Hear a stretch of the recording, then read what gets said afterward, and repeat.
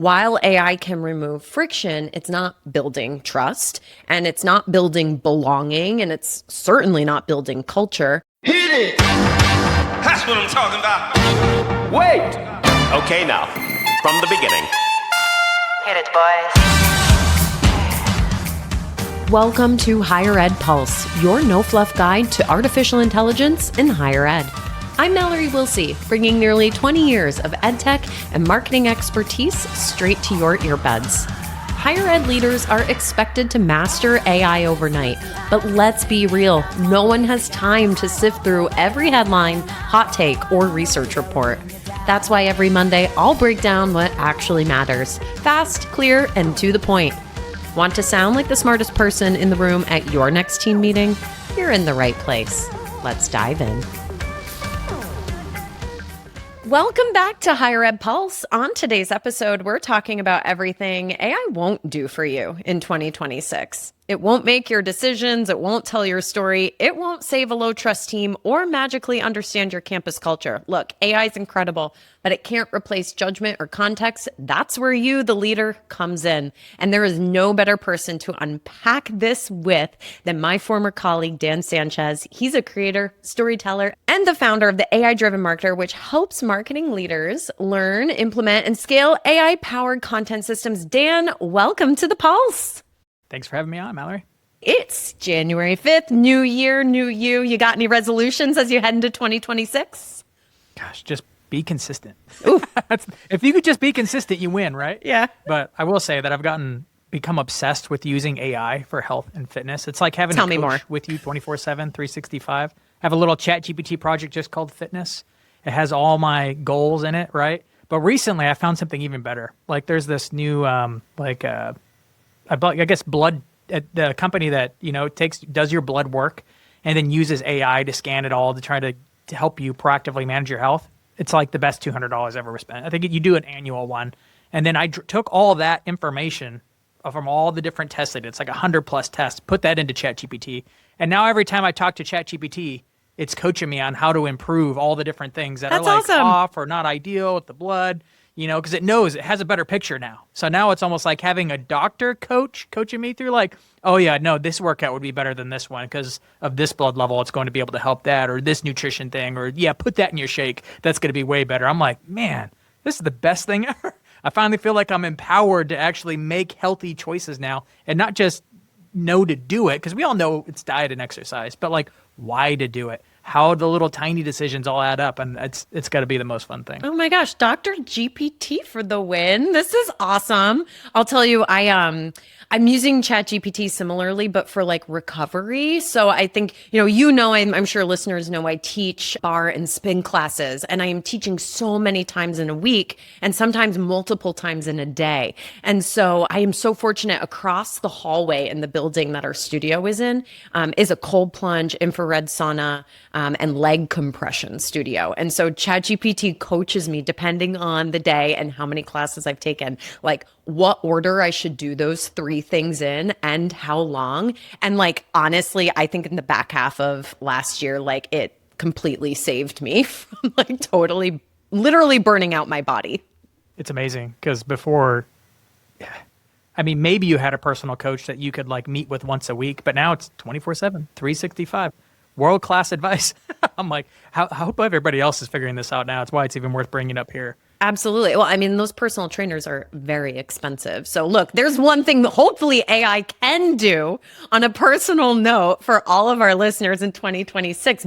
But we are here to talk about all of the things that AI can't do for us this year, because the reality is, like, how many years are we into this AI driven world? Like, it's no longer a differentiator for organizations.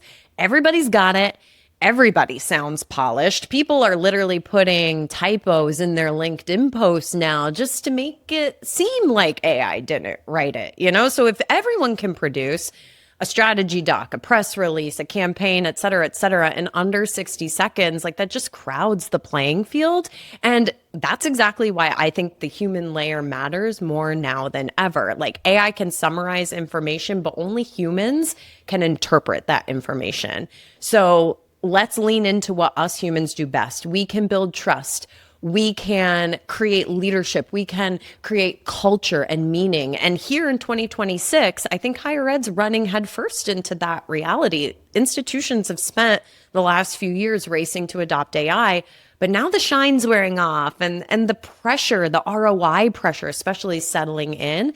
AI didn't solve our data fractures. It didn't fix the cross-campus misalignment, and it didn't rebuild trust with students, faculty, or staff. But what it did do is expose every place leaders were hoping for a shortcut, and those gaps are just now more visible, not less. And Dan, my guest today, calls this moment the imitator economy, where intelligence is automated, but authority is earned, where leaders who thrive aren't the ones generating more content, but the ones bringing clarity, conviction, and humanity back into the room. So Dan, well, I know you and I are obviously both AI advocates. We're going to talk about all the stuff it can't do for us this year. And I want to start with the book that you are co-authoring, Own the Show, Becoming an Authentic Authority in the Age of AI. So one of the big ideas that you're developing in this book is that AI can multiply your output, but not replace what actually makes you matter.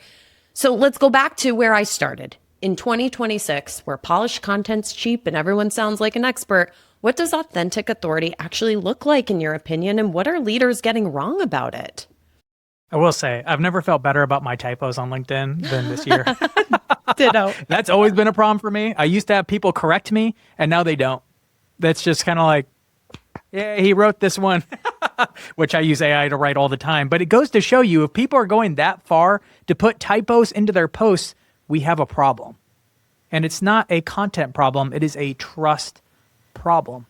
Because when everything looks good, when everything looks fancy, even graphic design, I mean, people can make polished infographics in Nano Banana Pro now, and they look wicked good. Like, I was a graphic designer. I'm like, I can't design this. This takes an A+ level designer to make some of the things that you can do with AI now. So where do you go from here? Well, luckily for those who've actually done the work and have like years of experience, it still counts for something. But let me share you a story to kind of like illustrate how powerful this is. Just recently, I mean, again, I'm on a health kick. A few months ago, I was looking for a pre-workout. I was waking up early in the morning, need to wake up. I'm like, okay, pre-workout, that's the thing, right? But I didn't know much about it. Hadn't ChatGPT'd it much. And I was standing in Walmart just looking at the aisle, and it's packed. You're like, oh my gosh, which one do I pick? They're all look good. I'm like, okay, here's the aisle. Here's the row. It's all of these. It's just like 30 options. Have you ever had that experience in a Walmart sometime when you're like just trying to buy something simple like trash can or liners, and you're just kind of like, I don't know. Too many choices is a problem. Right? Yes. It's overwhelming. Yes. Because they all look good. They all have great design. They all have great value propositions. They've been split test to death. So what do you do? That's the moment we're at right now when it comes to content. Everybody looks good. Everybody sounds good. But then one name stood out across the whole shelf. I was like, what? I recognize that name. Jocko. Is that the Navy SEAL guy? Yeah.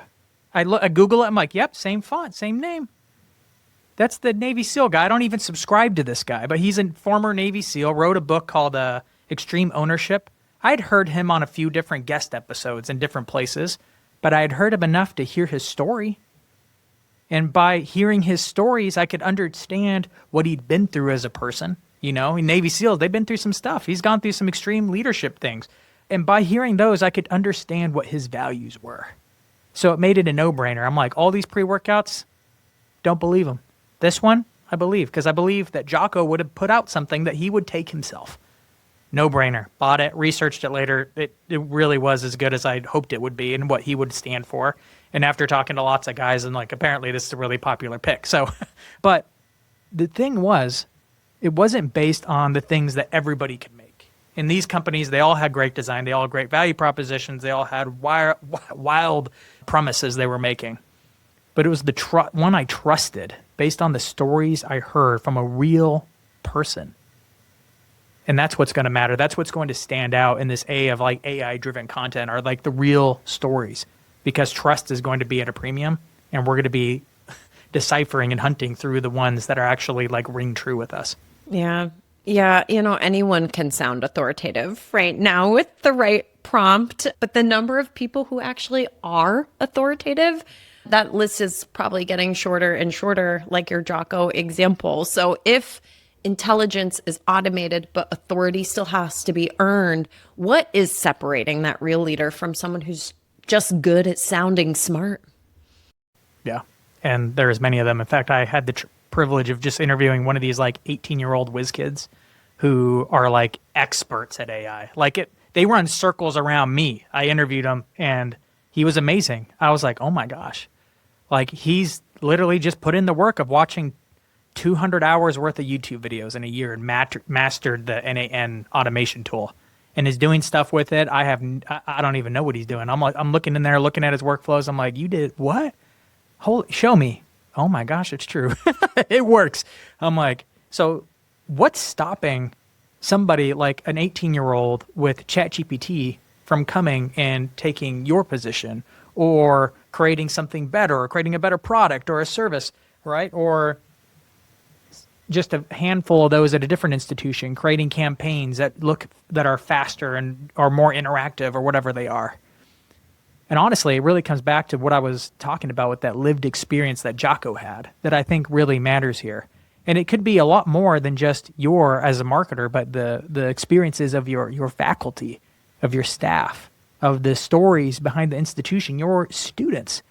These are all real things, but we know they're important. We know storytelling's important in telling these stories, but they're more important than you'd ever know in the age of AI because we're going to be hunting for them. We're going to be looking for authenticity. Have you ever seen the movie Good Will Hunting?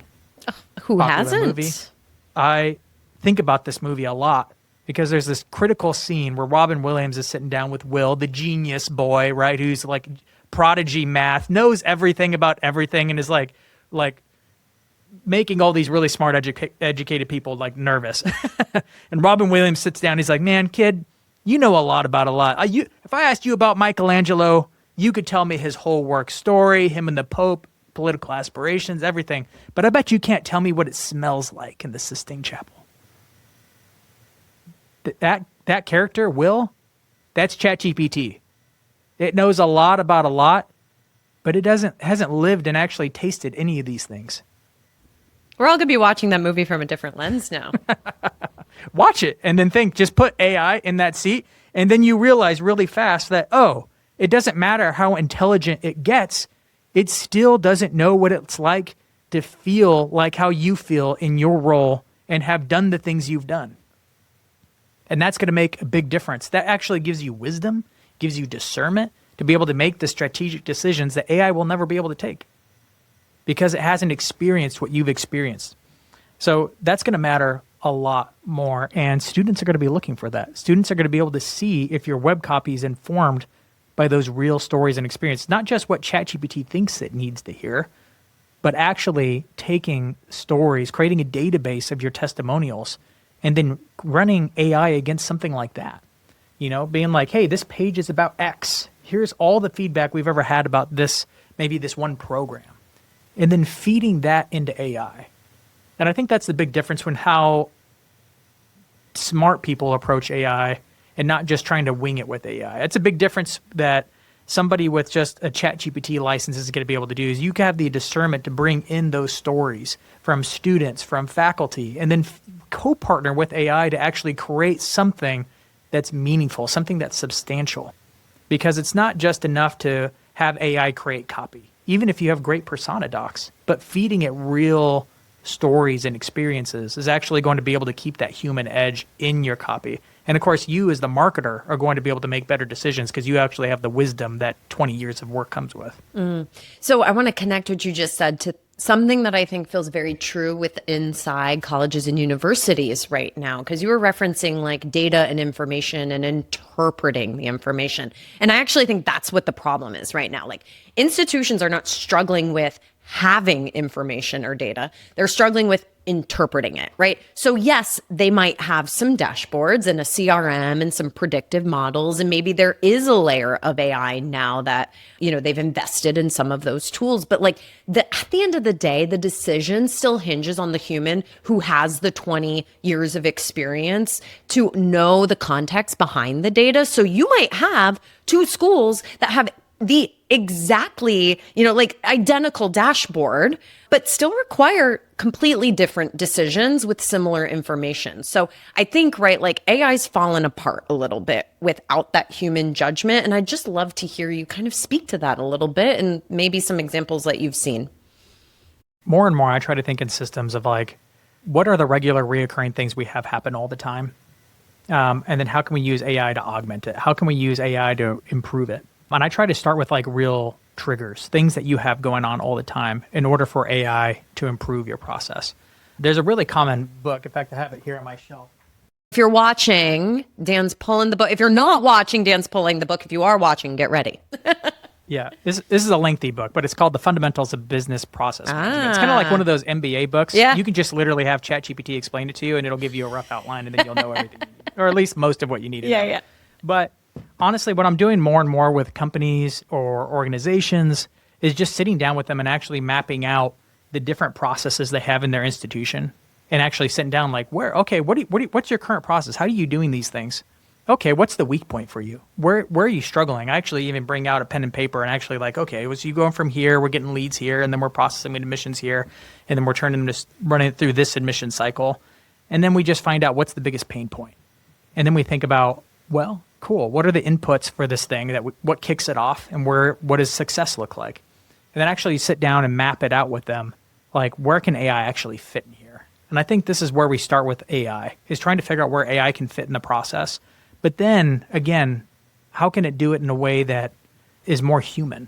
Can this free us up more time to actually do it in a human way? Can we do more direct outreach at a human level? Can we schedule more phone calls for them to be able to call in and actually talk to a human?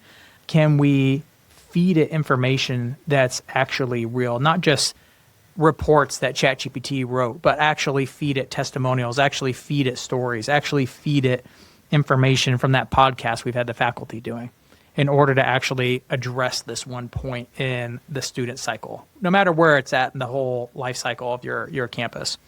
But that's kind of how I'm walking through people, how they approach implementing AI into their admissions processes and their education enrollment processes. Yeah. So within your book, you have kind of three tools: values, lived experience, and relationships. And so we've actually talked about lived experience a little bit, right, with some of your examples. And honestly, I think that's probably my favorite of the three tools, because like I think that's missing a lot from communication sometimes. And we've talked about like everyone's going to be publishing their expert takes very quickly, and that difference of lived experience is everything. So if you were advising a CMO, right, like CMOs are listening right now, what would you say to them about using like actually not just their lived experience, but the scars and the failures of that experience as evidence of authority versus like relying on putting a little typo in that LinkedIn post when they hit publish? Yeah. That's the cheap hack that works right now on LinkedIn. But the thing that will always work are the true stories. I mean, it's why we read the books. That's why we're inspired by them.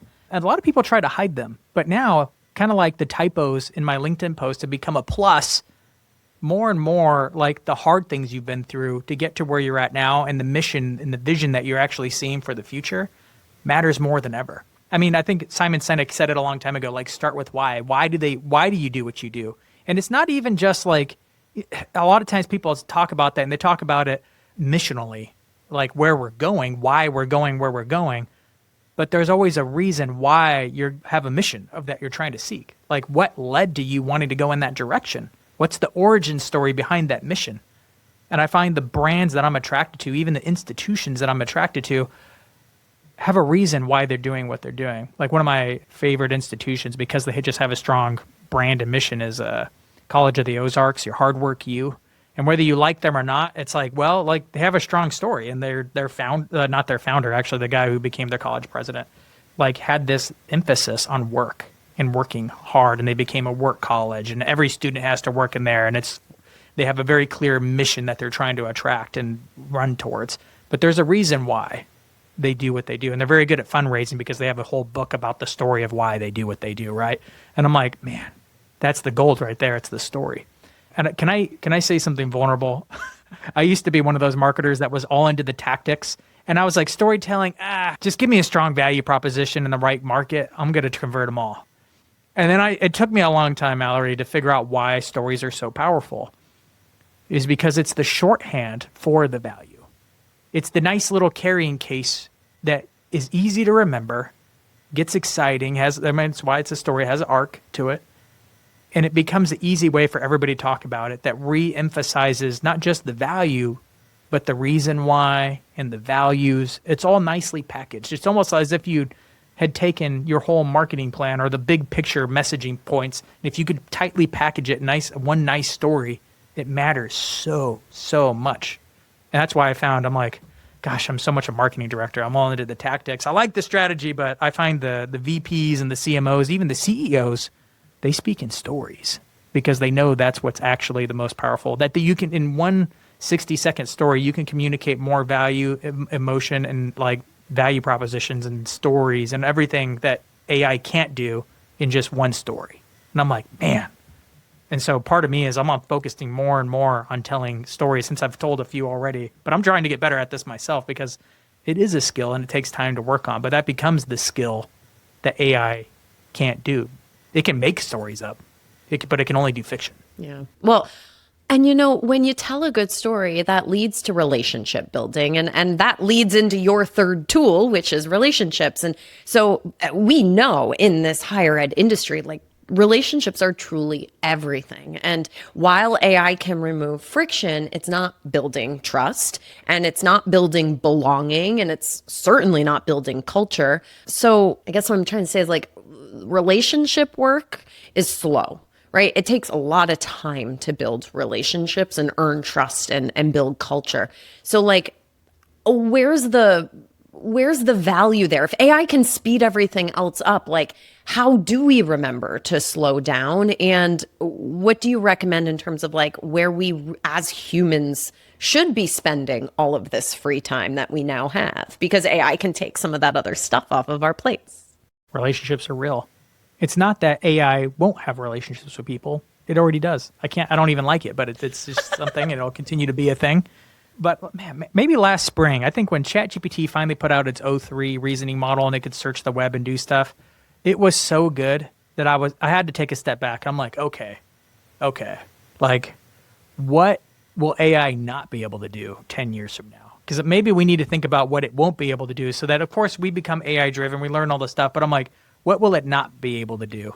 And that's what led to even me thinking, like, okay, it'll never be able to have values because it can talk about everybody else's values, and it's just one prompt away from shifting values. So it's all shifty. It's like it doesn't have any conviction. It doesn't have that, but it can also never be a human. And that kind of matters because if it can never be a human, it'll never be able to have a relationship that's human to human. It'll never be able to relate to people like people because it doesn't have that lived experience. It's just different. It will always be different. Doesn't matter how good the robots are. It'll never be the same. And that's something that I'm making a bet on. So it's like, and I've started to hear some other players. Like I was just at a Sixth Sense conference and they were talking like the major factor that people, actually I asked someone really much smarter than me who did a lot of data research. He's like, I asked him, I'm like, what's the one thing that people like 5 years from now, companies will be like applauded for thinking ahead and being this aggressive in this new tactic. But right now they're starting it, but they won't be like applauded for it as the innovators for another 5 years. He's like, relationships, scaling and building relationships systematically. I'm like, we probably will invent whole programs for relationship management and keeping in touch with people. Right now, even when I say that, we're like, wait, what? I know a few people who think salespeople often think like that, but it's more than sales. It's so much more than sales. And I think it's important for like your internal relationships with your team, of course, but even cross team, like this is going to become a bigger and bigger deal. Like the people who stand out, who keep their jobs if the AI doesn't take them, or who are the ones leading the change if like AI leads to a revolution in jobs, whichever way it goes, will be the people who are able to scale relationships internally, but also externally. AI will get good at doing a lot of things, but it won't be able to scale relationships in the same way. And it'll look like a lot of different things. It'll be one-to-one for people who are good at building one-to-one. I mean, I'm a one-to-one guy. It's why I like podcasting. I can have lots of one-to-one conversations with really cool, smart people. But then there's people like you, Mallory, you're putting on a whole event. And that's exciting, right? So like you're getting into the event space and planning and getting people together. Like that's a whole relational thing too.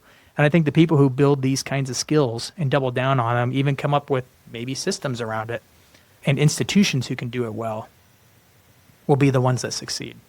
One last example is there's a conference that crushes it. And I didn't realize you could be good at it with a conference, but it was Michael Stelzner, because he's a relational guy for Social Media Examiner. So I finally went to his. I was on staff, and I went to his conference to speak, but also to serve at the event. And I realized that he had really engineered that conference with 2,000 people at it for relationships. And he had a bunch of tiny little tweaks to it that made it easy for you to meet and come away with 10 new friendships from the event. And I was like, wow. Like, so people, like, this is where I think it's important for higher ed institutions, because what he did for conferences, institutions can do for students. On campus preview weekends, on campus visits. Where can you net and help them build more relationships with each other, with the faculty? If AI is doing all this other stuff for us, how are we building systems to create more relationships and stronger relationships? I think this becomes the thing that more colleges will probably talk about 5 to 10 years from now, are the ones who are like, oh, we created relational systems. Yeah, I co-sign all the things you just said. And, as we are wrapping this episode up, I want to know from your perspective, like, if a leader wants to stay credible this year, right, and they've been inspired by listening to this episode, as AI is taking over more of their tasks, right? All those things you mentioned, like as a marketing director, you loved the tasks, right? So unfortunately for the marketing directors out there, there's fewer and fewer tasks because AI is taking it over. So what is that human responsibility that leaders need to reclaim in 2026 instead of automate in order to stay credible? You need to focus on telling your story and the stories of others around you. Honestly, full circle. AI can help you tell them too. Oftentimes, I have a little custom GPT or now a chat GPT project with just instructions on how I like my LinkedIn post written, and I'll just open it up and dictate the story or the thing that I want to tell. It saves so much time. I used to have to sit down and bullet it out and then take the time to pen out all the different ideas or things I wanted to share, but now it's easier than ever. But the difference between someone who just asked ChatGPT to come up with the banger for them, which is always going to be some generic piece of advice, and you, is that if you're a leader, you have a decade or two worth or 3 worth of stories you can tell. Tell some of those stories. Share them. It will be helpful for you as building authority for your own personal brand. It's helpful for your institution because your students, if all your faculty are doing, or a lot of your faculty and some of your staff members are doing stuff like that, you're getting out there and sharing a bit of the piece of the institution because you are a piece of that institution. And if you're using AI, it's just amplifying that lived experience. It's amplifying those values and amplifying your expertise in a way that really builds authority, not just for you, but for the organization you work for. Dan, where can folks find you? AIdrivenmarketer.com, of course, and you'll be able to find the book there, the podcast, the newsletter, and all the links, the links. Highly recommend y'all visit that website and go subscribe to Dan's feeds. When it comes to thinking about this stuff and AI, Dan is one of the first people I think of and turn to. And it was, Dan, really just lovely to be able to reconnect with you and kick this year off with this kind of resurgence around relationships and storytelling and all these things that I hope is really going to resonate with our listeners. Thank you so much. Before we wrap, any final thoughts? I was going to say, we started with this health gig. Yeah. And I will say, it's funny because we led into we're going to do more human stuff. And I was talking about AI replacing doctors. It's funny, but I wanted to bring it back because I'm like, going deeper on this whole thing has actually led me to having more conversations with experts and friends and chiropractors than I've ever thought possible. Only because the spark got started. So I want to be a big advocate for human first, AI driven. And that's what I'll leave with. Preach. I love it. All right, folks, we'll catch you next week. Bye-bye.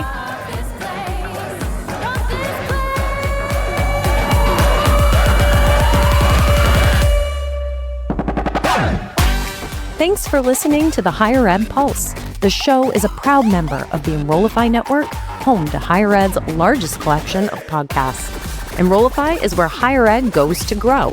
So be sure to check out our other podcasts, webinars, video clips, blogs, and more.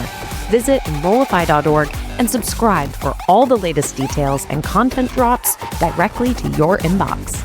Enrollify is brought to you by Element 451, the digital workforce platform for higher ed. Learn more at element451.com.